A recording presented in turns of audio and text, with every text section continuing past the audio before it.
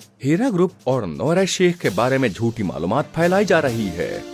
All India Majlis-e-Ittehadul मुस्लिमीन AIMIM के रहनुमा doctor Nora Sheikh और हीरा ग्रुप के खिलाफ हैं। ऐसा क्यों हो रहा है?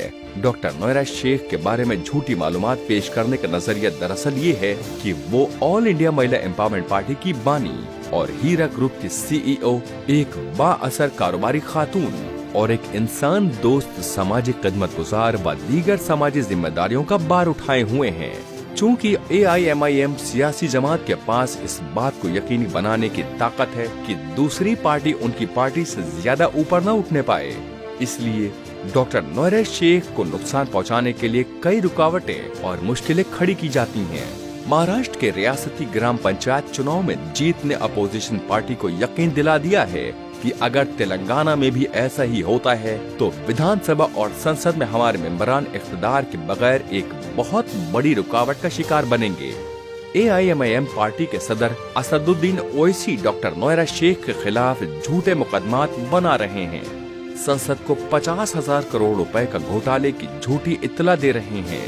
हीरा ग्रुप को और इसी तरह की दूसरी चीजों के जरिए बदनाम किया गया था, लेकिन AIMIM के सदर असदुद्दीन ओवैसी अपने किसी भी इल्जामी दावे को अभी तक सच साबित नहीं कर सके हैं। सुप्रीम कोर्ट के अहकामात के मुताबिक फर्म की जायदादों के बारे में खरीदारों की मालूमात पहले ही 5 दिसंबर 2022 को चीफ जस्टिस साहब को अदालत उज़्मा की कम से कम जिम्मेदारी के तकाजों से हटकर पेश की जा चुकी है। कारोबारी तंजीम एनफोर्समेंट डायरेक्टरेट की पाबंदियों से पाक है और खरीदारों को जमीन के फवायद से लुत्फानंदोज होने की मुकम्मल आजादी देती है। दावा करदा सरमायाकारों की सरमायाकारी महफूज है और पूरी तरह महफूज है, या तो बैंक के खातों में या हीरा ग्रुप की जायदादों पर। खरीदार जमीन की तरफ अपना रास्ता बना रहे हैं क्योंकि जमीन बिलाशुबा फरोख्त के लिए है। दावा करदा सरमायाकार जिन्हें अभी तक अपनी सरमायाकारी हासिल नहीं है, वो बहुत ही कम वक्त में ऐसा करेंगे।